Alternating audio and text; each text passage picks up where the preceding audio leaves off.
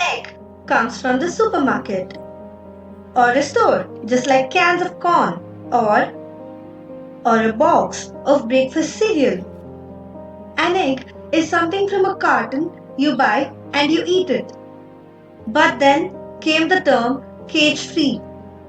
If somebody can sell a cage free egg, how are chickens still living in cages? Pretty badly, it turns out. Chickens cramp together so closely they can't turn their bodies or touch the ground. With life so stressful, many have their beaks cut from preventing themselves from picking each other to death. We, as responsible citizens, need to understand terms like cage free. So, cage free eggs are certainly better, but how much better? We think these eggs are from free chicken running around. Instead, these chickens are stored in huge houses. An industrial factory farm. It is nothing less than a cruel marketing. Definition of cage free is very simple. 1. Not raised in a cage. That's really all it means. It doesn't say anything about the environment they are in. It just says something about the environment they are now not in.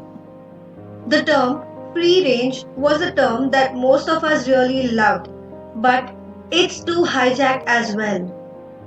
The problem with the term free range is that in one's mind there's a sense of freedom.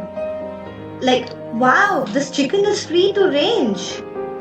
Well, it's free to range within an area that isn't too large. It's much smaller than a chicken room in a natural environment.